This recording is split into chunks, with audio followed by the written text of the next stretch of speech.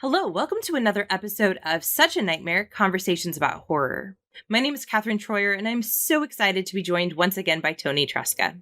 Hey there.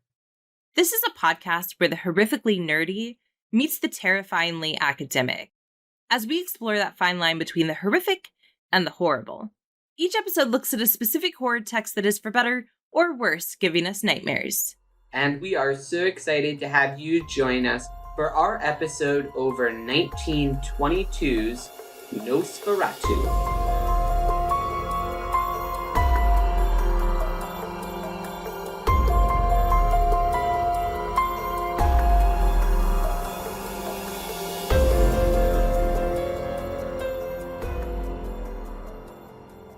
Yay! Yeah, 100-year-old film we're doing here. Black and white, German, silent creature film. Yeah, it's very, very different from anything else we've done. And that's kind of exciting to get to do something a little different. I do want to say, it's Nosferatu, Eine Symphonie des Grauens, and I slaughtered German even though that's my language, but I like the fact that it's a symphony of horror because I think that's such a beautiful and accurate description of what we watched.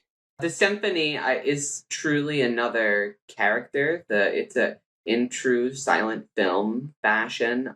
I think my favorite character of this film was definitely the orchestration. The film begins with a very classical overture to which my partner groaned when the overture came on the screen. But I was like, no, we get to listen to the musicians play, and boy, howdy can they play. And it was just spooky. I'm like, you really get to hear an early attempt at what kind of a horror score would really sound like. And it's so involved. It's so percussive. It uses such interesting dissonance and minor chordage throughout, and it takes this melody and just plays with it in so many different ways throughout and changes it just like Nosferatu changes. I would love to see a version of Nosferatu where it's on a screen and then it's being played by a live orchestra. That's so funny that you said that. As I was watching the film, I turned to my partner and I said, I don't know how you're gonna feel about this, but if there is a live version of this Nosferatu, I want to go see it with the orchestra, because I was like, I feel like thinking through like a concert. What's it called? I don't know what word you're looking for. An organ. Hearing like a big, powerful organ playing throughout some of the... Come on, you didn't know when I'm just like throwing my hands down and going... For those of you, which is all of you who can't see this, Toni, like your hands were even like, that's not even how you hold them over. It's like you've never touched an organ or a piano in your entire life. It was like a T-Rex flopsy, trying to play. It really was. So sorry that I didn't pick up on the universal symbol for organ. But yes, it'd be really neat. And I have the DVD of Steven Spielberg's E.T., and there's like a special thing on there where it's Williams playing with an orchestra while the film is playing, and you can kind of watch it. And I just like, first off, that would be the dream. But I think there'd just be something really neat about getting to sort of experience the symphony, this character, in this like real, in the moment sort of way. And so that would be really neat. Do you want to give us, there's not a terrible ton of plot here, but do you want to, just for those who haven't seen Nosferatu, give them a little bit of a example of what this exciting film is about? Yeah, so this German real estate agent named Hutter, he's gotten an assignment from his boss to go and sell the house across the street from him to this count named Count Orlock. So Hutter has to travel across the sea to go to this count and try to convince him to sell him the house. But when he shows up to this count's house in Transylvania, this guy's a bit of a weird character. He really, really attracted to blood when Hutter cuts his finger. And then when he sees a picture of his wife's gorgeous neck, Count Orlock decides to buy the property across the street from him right away. Gasp. And gasp. And so then Hutter is kind of like is putting it together that, hey, maybe this Count Orlock character is not just a human being, maybe he's a super weird vampire. And so now it becomes a race against time, like they get on this ship and they're trying to, he's trying to like prevent, to get there before Orlock can. And then when he arrives in the town, he starts killing a whole bunch of people. The doctors think it's plague, and it's a type of plague, a vampire plague. And that's Nosferatu. If people are familiar with Bram Stoker's Dracula, you may have several questions like, who's Hutter? and what happened to Jonathan Harker? Or and what happened to Dracula? Who's this Count Orlock? I didn't even go there. Yes. What happened to Dracula? Where's Van Helsing? Because there's a lot less like proactive hunting in this film. It's a lot more of Hutter having what for us are like really obvious clues where he's like, I have a couple mosquito bites, and you're like, come on. Yeah. Or when he finds Orlock in the coffin and he, is just like, oh, I wonder what's happening. So he's like, oh, this guy's sleeping, I guess, down here. Yeah. He was definitely like scared, but he also like, didn't like whip out the stake immediately. So there's a lot of ways in which this film takes the familiar conventions of Dracula, but then just kind of runs its own way. In particularly, I think one of the most important ways that this film does its thing is how it depicts the scene between Ellen and Orlock, which we'll talk about, I'm sure, more later, because that's kind of one of the most important parts of the film. But it also is interesting. It translates a lot of, it's in a German town, which is this is an unauthorized adaptation of Bram Stoker's Dracula text, which is interesting in and of itself, that some German guy was just like, I really want to make this Dracula film. And so just kind of change things. So I was trying to look into it a little bit more and see if it was like he was changing these elements just because like he didn't want to get copyright, or like the early 19th century equivalent of copyright, I suppose. But it doesn't really seem that was the case, because in the intertitles of the original film, it says inspired by Bram Stoker's Dracula. So it doesn't really seem like it was done deliberately to distance it from the text or to avoid that copyright or whatever. And they didn't, right? Avoid a copyright issue. It was still like a big problem that plagued the film after it was basically just like illegally unauthorized released. And so I think then it is really interesting when thinking about those changes, because they didn't have to make the changes, but they did. And seems like the general consensus is a lot of the changes were to make it more appealing to the German audience to whom this film would have been premiering at the time. Like that change from England to Germany, the change in the time period to make it to put a little bit more distance between, I think, that present Germany and where the film is set. And I think it also complicates things in terms of like, this is 1922 Germany, and I think some of the like depictions of Count Orlock definitely kind of, I was getting a little bit of like anti-Semitic-y kind of tropes from the depiction of the creature.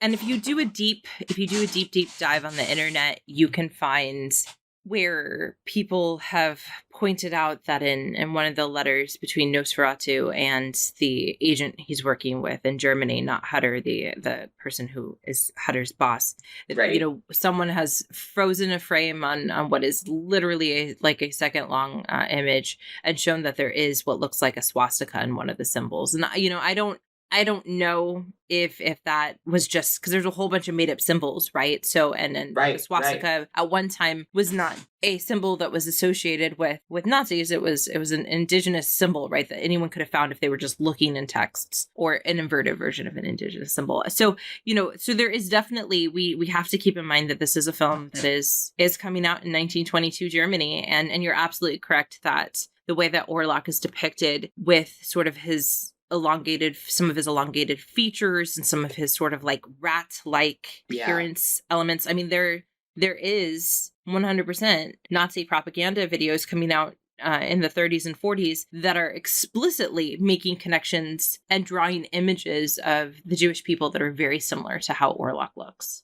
And I also think another like reason I think that definitely supports that kind of like Nosferatu as like a figure to project anti-Semitism onto is particularly strengthened by the character's association within the film to rats itself and the bringing of this disease and plague into this German town. I think that definitely falls in line with a lot of the stereotyping around kind of like Jewish immigrants and people coming into Germany at the time. And so I think that particular plot element in association with the Nosferatu Count Orlock character is also particularly telling.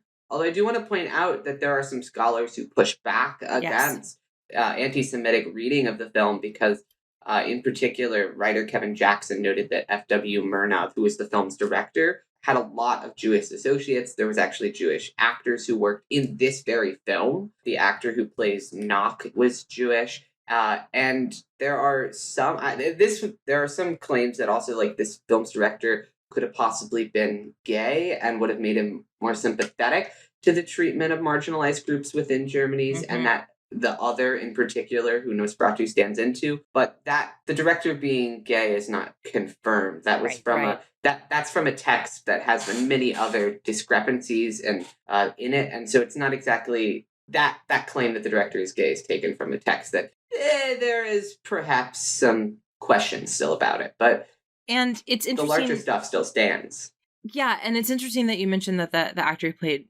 Knocker in German would be like Knock. Right, Knock. Right. But that you mentioned that the actor was Jewish because that is one character that is in some ways depicted as a more traditionally anti-Semitic portrayal of Jewish individuals, right? So greedy and sort of superstitious, and quote unkempt, right? Because of how their body hair works, right, and things like that, and culturally speaking. And so there are ways that this film, I think, serves as a sort of looking glass, right? You can see what you want to see, and I think that's really important to keep in mind in like early and even post World War II German horror, right? Because the Nazi shadow casts long and wide, and you have to think about the fact that it is always there, but is it necessarily there in the text? And I think this is a good example of not knowing entirely where it's sure.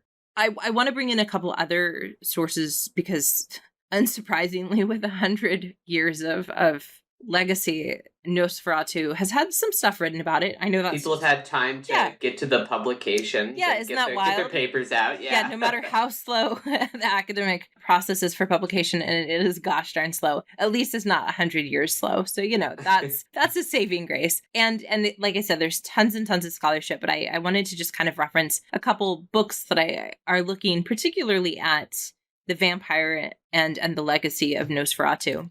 The first book is by Jörg Waltje, and for slaughtering that name. And the book is called Blood Obsession, Vampire, Serial Murder, and the Popular Imagination. And what I found really interesting about this particular book is, he's tracing through and he wants to like examine why is it that vampires fascinate the human imagination and the ways that it appeals to the audience because of an interdependency of this sort of like structures that connect in the genre where we're constantly like being afraid of, but also sort of in awe of the vampire. But what I thought was interesting is that he asks the question of like, for the audience of a film like Nosferatu, where would they have gotten their information about vampires? Because we have gotten our information from every vampire movie that's been made, of which there are just countless.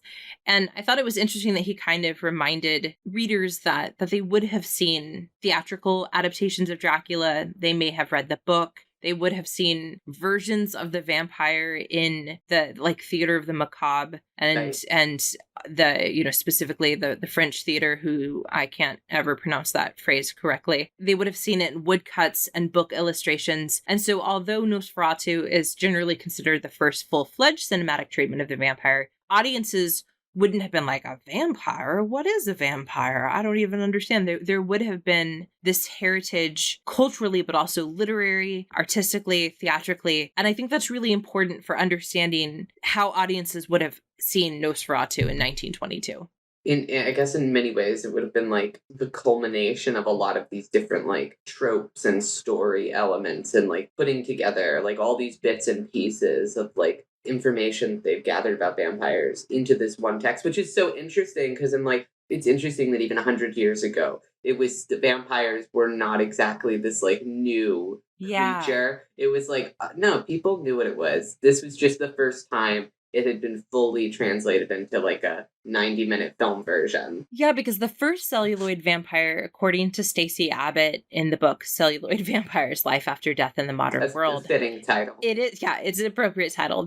She says that the first celluloid vampire is actually back in 1896 with George Méliès, who you may know from Trip to the Moon. Right. And so he gives us a vampire. I mean, like, he's making some of the earliest films, and he's giving us one on vampires. So we've had them almost from the very start of cinematic history. And I liked how you said this idea that it was the culmination, because it's really strange, because for audiences in 1922, it would have been the sort of the culmination of all the little pieces of information they have. And for us, it's the foundation, right. Of everything that we understand about cinematic vampires. So it's really interesting how it's central to both, but in groups of people, but in very specifically different ways. Yeah, Roger Ebert's review of this film, he talks about how it's really interesting to view this figure devoid of all of the tropes and the beating to death of that modern audiences have since had of vampires, of the rehashing of these tropes, the reusing of this iconography, of these similar types of shots, of this kind of establishment of the vampire. But this film is that seminal text in which cinematically, at least, most inspiration for vampires can really be kind of like pointed to, or a lot of, and just a lot of the tropic elements with the vampire are just like ever present within this film. And Abbott says that one of the things she finds really interesting about this film is that both Dracula and Nosferatu are texts that are interested in texts, right? So Nosferatu has we're seeing the letters and the best title of a book ever, the Of Spirits, Terrible Ghosts, Magics, and the Seven Deadly Sins.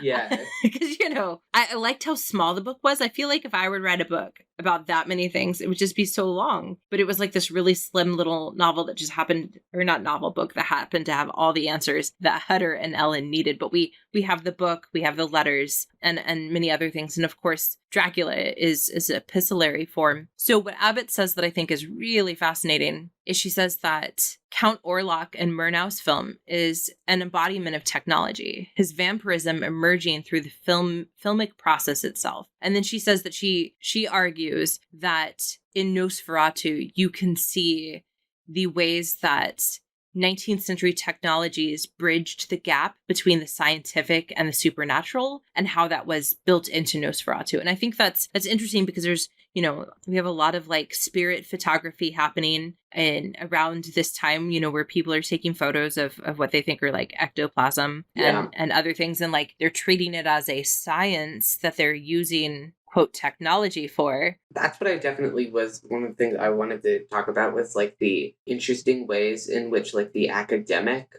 are intertwined with like the horrifying, as particularly in this film. Yeah. Count Orlock is definitely shown as being a more well-read, academic, high-minded individual who, like, when you say all those words to a modern audience, you're like, respected, probably wealthy, affluent, community member, productive person of society.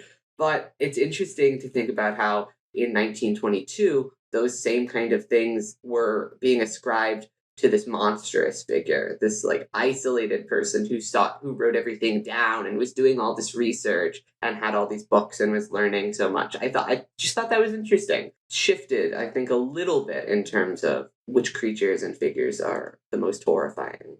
Yeah, and I think it's interesting how the film constantly seeks to disrupt our sense of how we define certain things, right? Yeah. One of the other things that lots of people talk about in this film, or about this film, is the realism of the setting. The realism, I mean, he's actually filming out and he's doing these long shots so that we can see all of these expanses and these regions. We have some real locations, and this is a sharp departure from films like Cabinet of Dr. Caligari, which are German expressionism, which is right at the same time. And Nosferatu was both praised, but mainly at the time originally criticized for having this very realistic element between the two. And Abbott argues that that actually allows us to think about the idea of horror through the eruption of the fantastic within a realistic setting. The horror emerging from like a seemingly ordinary setting. I think that would really probably speak very true to a lot of the German audiences coming off of surprising horrors of the First World War, coming from like the economic problems within like different parts of their culture, and then emerging into this larger global conflict, seemingly kind of evolving rather quickly. So I imagine that not uncommon horror themes for the audiences at the time. No, really, really not. But also ones that German audiences would have been seen more traditionally placed within these sort of fantastical horror within fantastical settings, right? So so horror not uncommon to the actual audiences within their life, but horror uncommon to how they're normally used to watching and being distanced from horror. So maybe I wonder if that was I kind of want to know I wish we could go back 100 years, see the general audience reaction, because I would wonder if that would be a little awkward for that audience. Be like, uh-oh, I recognize this Germany. Yeah, and David Skal, who wrote a book called Hollywood Gothic, talks about the fact that the film drew some criticism for its use of natural rather than contrived settings, because we have other films coming out. Again, Cabinet of Dr. Caligari's coming out in 1919, and that film feels like you're in a dream, right? The proportions are off, and the like lines are not quite as perpendicular as you expect them to be, and you don't look at it and you're like, that feels like a real place. But one of the interesting things about Nosferatu is how it alternates between Hutter having these very normal experiences and then Hutter having these nightmarish moments, right? Like every time I watch this film, one of my favorite scenes, because it's just so goofy, is when he's in his little nightgown and he's like looking out the window waving, and he's like, got the most goobery smile on his face, and the like guy who's way too far away to be able to see him is waving back. And I always think about like, why is that in this film? Because the pacing has to be so sharp. But I think it's because it is giving us that sense that Hutter is a man of our world, right? And our world is a world that we have decided is of order and science and some daylight. But what happens if that's not the only world out there? The other thing I find really interesting about some of the scholarship about Nosferatu is that there are multiple people that specifically about Nosferatu, but also sort of more generally about vampires, make a point of really drawing attention to the similarities between film and filmmaking and vampirism. Which, interesting. Yeah, because you and I have talked a lot about film and the other V, voyeurism, but it's interesting to think about this. So Angela Dalla Vacci, and this is a quote that Stacey Abbott has, says, Nosferatu's bloodsucking, which drains the world of its vital forces, plays on the notion that cinema, the art of movement of life, may also be a form of death at work, with one image exhausting itself into the next. And I read someone else that talked about the idea of the cinema sort of like ghosts of the past being forced to constantly do the same actions again and again, right? Because every time we watch it, it's the same. And that also having that sort of similarity to the life of a vampire. And what do you think? I want to buy it, but I don't know if I do. Definitely, like, I buy the argument, but I don't necessarily buy if it has any relation to this actual film.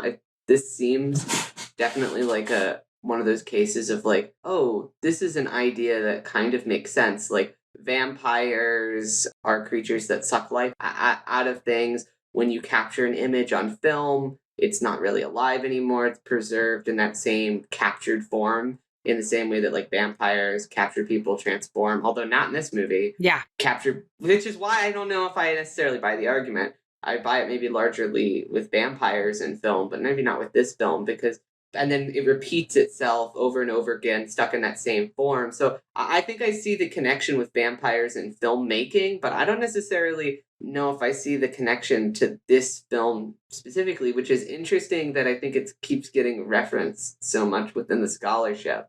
And I think it keeps getting referenced so much in the scholarship because in many ways Nosferatu has become a shorthand for cinematic for cinematic vampires. See, I don't know if I necessarily buy that then as like you treating that as like a framework for viewing the film. I feel like that seems like maybe like a discussion worthy of having within the larger field of vampires, but it's weird that then it would get looped in with a film that is like Nosferatu. I don't think is not really about that element, the preservation No. and repetition of vampirism that does become so prominently associated with vampires and even is in the original Dracula text. And so like I get the argument. To apply that argument to Nosferatu seems like, sorry, I don't know. It just seems like a little bit of a stretch. I think the connection for me is this idea that Nosferatu is all about, Count Orlock in particular, is all about the next thing, right? So even though the film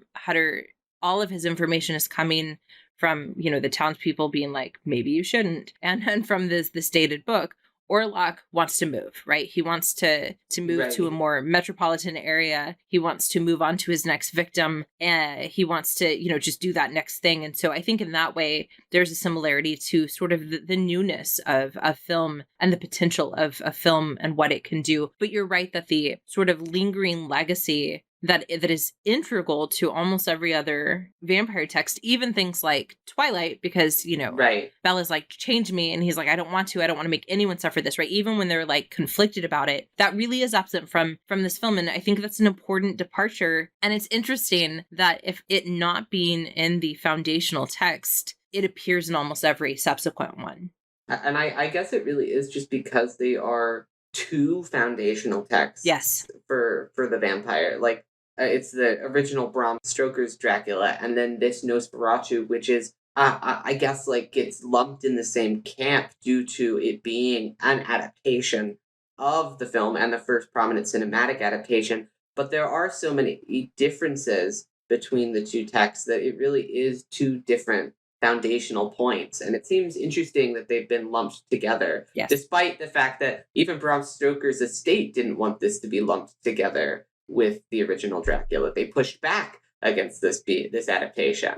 To me, that's the most interesting part of Nosferatu, is that we have a film that's really about an hour and 20 minutes. And yet, because it's so Spartan in certain areas, because it is both an adaptation of Dracula and not an adaptation, because it could be read as anti-Semitic or not, right? Like, this is such a text built for ambiguity in all of the best ways. I agree. It definitely is. This is just a really difficult text, I think, to categorize, particularly because, like, for every, like, thing that it does that kind of, like, really checks the box of, like, vampires and what we know and what they come to develop as, it kind of does something else a little bit different, too. Like, in this version, sunlight kills vampires just, like, straight up right away.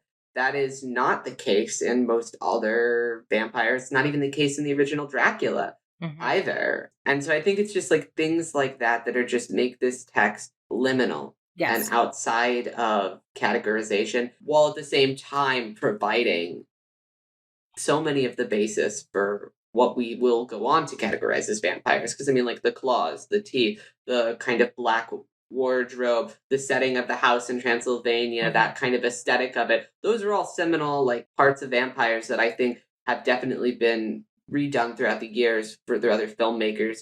But there are then other elements that are kind of ignored from this Nosferatu, this version of the text in the adaptation process. And I think that what you're saying and sort of focusing on Count Orlock is so important, because I think most people will agree that the most striking image of Nosferatu is Max Schreck as the vampire. I mean, absolutely. Like, I don't understand his performance and this, like, the makeup and the styling and the gradual elongation of the fingers, all of it. It's so incredibly arresting, visually arresting and striking. Yes. That the film really just operates on another level, literally, when he is in the shot. Like, when the camera is able to use him as, like, a vehicle to showcase you things about this world and this situation. Whenever he is on the screen, it really adds, because I don't know, I did not look as much into the makeuping and process as I maybe should have, but I would be incredibly interested to learn about those techniques, because they still hold up 100 years later. So Skal says that the makeup is probably the invention of Albin Grau. The features, Schreck's features, which that was his real name, were built up with putty. There were bat-like ears, rat-like teeth, and of course he has this padded costume that he's, and then his stiff, halting gait. And I think about the casting, and they really casted perfectly for Hutter, because that gentleman is like constantly capable of the most goobery, nearly imbecile smiles, right? Yeah. He's a little like round and soft, not fat. He's just like squishy looking, and that's and he also is not exceptionally tall or anything like that, and he moves very fluidly. And then we have that contrasted with Orlock, who Shrek makes it feel like every time Orlock moves, he's having to like take the time to think, is it worth this movement? Right? He feels ancient in his movements, and that's really rather terrifying. And of course, I think again the complexity of how Shrek depicts Orlock and how they chose to visually depict him has allowed us to have, Skal says, like all of these different universal fears and collective obsessions packed into one package. And he also says what you said, that like we have a character that some have called the Shylock of the Carpathians, but we've also had other people argue that Orlock becomes a cinematic anticipation of Hitler, right? Like, and then Skal says, ugliness, it seems, is in the mind of the beholder, right? You can put so much is not present that we can read it into Orlock in really fascinating ways. That is so fascinating. Both he is viewed as a Shylock and a Hitler figure simultaneously. That is so fascinating. Yeah. And then, of course, there's other people, and leave it to the French, who call Nosferatu a walking phallus. And that is that is very French. Yeah. And someone else says he has the rigidity of the corpse, but also this aggressive sexuality or abundant and spectacular. I don't know if I would call Orlock's actions aggressive sexuality, but again, I guess that's kind of the French for you. But I think it's sensual. I think that there is like, not to give too much credit to like a lot of the phallic-y reading of it. But I mean, when you just have the elongated fingers, and like that is definitely sensual. Yes. As well as like just So I'm not to give too much credit to the French here, but it's a pardon the pun, an attractive reading that I'm drawn to. It is, and it is in part because of how the film ends, right? So towards the end of the film, everyone's like, I think we might have a plague. And then Ellen sees the book and she figures it out, right? And so we have another example of what in like Victorian literature is often seen as like the angel of the house, right? The person whose job it is, the woman whose job it is to oversee the spiritual and moral well-being of the household. And Ellen really sort of fits that role, right? She has a solution and she's willing to do whatever it takes. And then we get some amazing shots, right? Like some of the best cinematography of this film happen in those final minutes with the interplays between shadows and sunlight. And, I'm always amazed by the practical effects and the special effects that could be done with 1922 technology. Yeah, I was really loving all of the moments that you were just describing. And then it ended with like that little puff of the fog machine coming out, and I was like, that's funny. Every like this incredible visual moment, and then it's like you see the little fog come out from like a clear, like little like foggy kind of machine. I was like, that's hilarious. You did this amazing shot thing, but then we still have similar-esque technology to what we're working with nowadays to achieve this kind of effect that you can see like seep into the shot. It was super cool. And it definitely works. It was an interesting moment, too, not what I was expecting for him to die from the sunlight, because I don't think I had in my mind vampires dying from sunlight, because as I had mentioned earlier, that was not... I know that vampires are not good in sunlight, but the death from it was an interesting adaptational choice here. And I think it worked really well. They got to use a lot of that natural lighting in there, and it was one of the most effective uses of the uses of like the minimal color. Obviously. Yeah, so they filmed all of the night scenes during the day, and they just tinted them, and I think this film deserves to be recognized for what it does for vampires, but independent Murnau deserves to be recognized just for being a fantastic director. I absolutely think so, as well as just like the cinematography is is deserving of being studied for its long shots, as well as just like, I think the capturing of the multitude of different environments is really fascinating and ambitious about this film for the time that it was made in. I think just the fact it's on we're on a boat, and for so much of it, and the fact that like they're able to capture this vastness and of the ocean during this time period with so much clarity, and then all of the different locations in Transylvania, the castle, yes, but also the other locations that they visit, and then all of this vast town of Germany. I think for a film that is unauthorized and had such a kind of like tiny rushed budget and feel to Yeah. it, it is really able to pull off some truly masterful cinematic feats. Yeah. And it's funny that you mentioned the relatively small budget, because it was. But interestingly enough, the publicity expenses seem to have exceeded the cost of producing the film. So there were like some That's funny. unmistakable lapse in judgment in terms of the budgeting. So they didn't think there'd be any copyright problems because they acknowledged the film. They also had this elaborate premiere held at the Berlin Zoo. This was a big deal. Initial critical reception and reactions were really positive. And what's interesting is Albin Grau, who I mentioned earlier, who probably helped with the design of the makeup for Orlock. He was the production designer and one of the producers. He also said in a magazine piece as an advance to Nosferatu, he said, "You no longer see the terror of the war in men's eyes." He's talking about World War I. "But some part of it has remained. Suffering and regret have shaken men's souls and little by little inspired the desire to understand what caused this monstrous event that swooped down on the earth like a cosmic vampire to drink the blood of millions." There's that connection of the horror that had seemingly come out of nowhere for the German citizens. Like, this film is exploring the horrors that lurk within society and what on the outskirts, and what causes them to come into the town. Yes. And which is an early articulation of a common source of horror that we're still talking about to this day. And so it's just absolutely a testament, I think, to how well they're able to capture just like this sense of horror with like a capital H. Yes. Yes. And articulate those universal fears, because I mean, 100 years later, we're still able to talk about this and I think it is because of those universal fears and the capital H horror that this film is playing towards. Yes. Rather than. And 100 years later, we are still having some of the same discussions about whether or not horror is profound and evocative, or, quote, opiate for the masses. So there is a Marxist newspaper that was like, this is, tricking the worker in a supernatural fog through which he can no longer see concrete reality. And, they're talking about the fact that like World War I was traumatic enough, and now there's all of this, quote, dangerous nonsense about spiritualism and the occult, to which millions of disturbed souls have fallen victim since the war.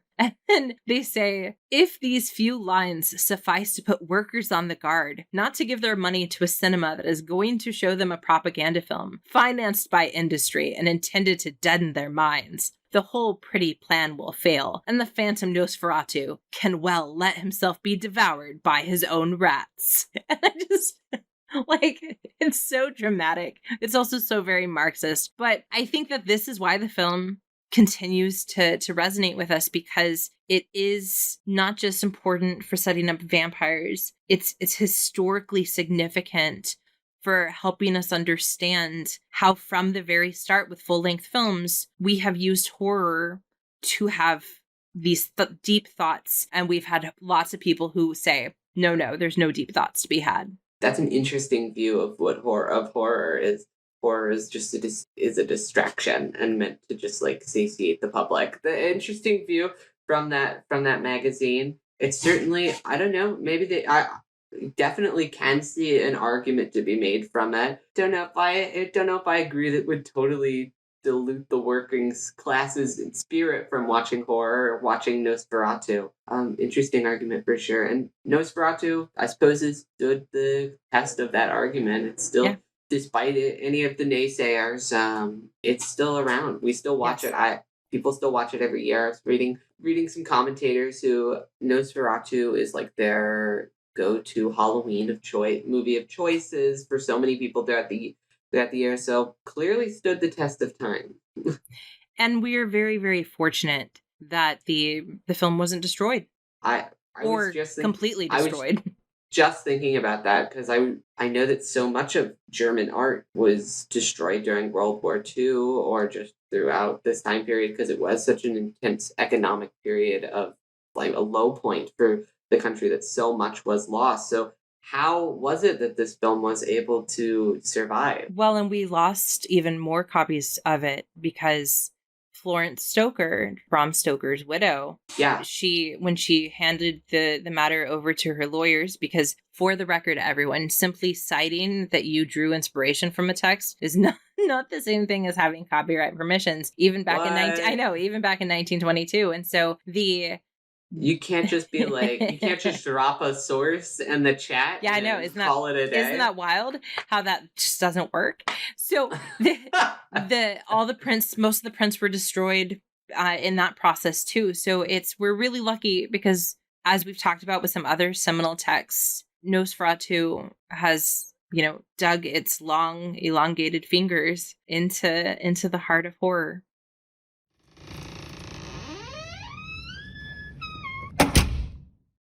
I'm glad we did Nosferatu. We haven't really done very many like pre-1960s, even like pre-1970s horror, and it's interesting to see all the things that remain the same and the ways in which, it's very uniquely a 1922 text. This was fun. This has definitely made me way more interested in revisiting other foundational texts. Like, I'd really like to go revisit some, like, maybe some, like, werewolf pieces. Now, they briefly mention werewolves in this film. Love to revisit some, like, werewolf pieces. I feel like I, personally, in my own personal experience, have done a lot with Frankenstein, but maybe some Frankenstein texts for the show. Or some other of the classic creatures. There are so many that we could go to on class and explore there, either in film or in literature. But it was just so interesting because you're absolutely right. There are some things that have stuck around, and then of course there are some things that are distinctly 1922. Like it's hard to watch films like this today because like so much of our modern problems and on horrors and things are just not able to be articulated at all. Like a lot of the problems I think of this film could have perhaps been avoided with like modern technology. But that's like my partner was like, why don't you just like warn people that this guy is coming to the town? You know he's there. Like, and it's like, yeah, I guess with like a cell phone, Hutter just calls ahead and warns the town that this vampire has taken over a ship and it's coming in to take them. But you don't have that here. No. So distinctly 1922 in some regard. But wow, is it important in the tropes that have been able to survive from the film.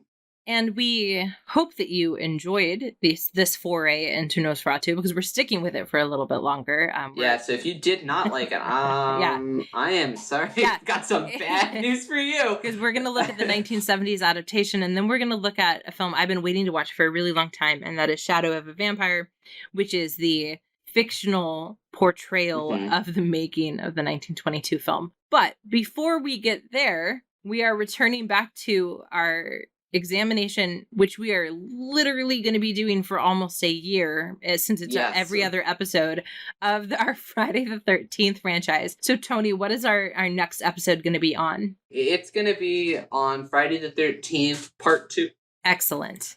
So we hope that you will rewatch Friday the 13th, part 2. We also wanted to let you know that we are coming up to our sort of like semi-quarterly examination of a book, and we are going to be looking at in end of July, August, somewhere around there. So start reading it now. A book called The Fervor. It came out this year in 2022. It's by Alma Katsu, and it's looking at she writes a lot of historical horror, which is super exciting. And this one is particularly set during the World War II Japanese internment camps. So those of you that are reading, start reading on that because that episode will come out I think in August. Toni, what else do people need to know? Well, they can get in contact with us via our social medias, which are in the description of this pod. Or our email. Please let us know what you'd like to see. Let us know what you liked from Nosferatu if you've seen it, what you don't like about the text. We always love to hear from you. Please give us a review wherever you get your podcast.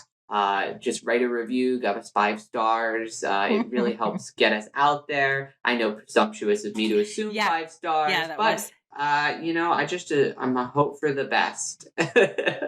Yeah, that's I just every time you do that, it makes me laugh when you're like, so 5-star it. We also want to tell you, if you are listening to this episode in May of 22, that it is still time. There's still time for you to join in on Monster Mayhem. You can head over to our website, suchanightmare.com, to check it out. And as always, a deep thank you to Jackson for editing this episode. Yes, thank you, Jackson. Yes, thank you so much. And to all of you, thank you so much for listening to our nightmares. And have a spooktacular day.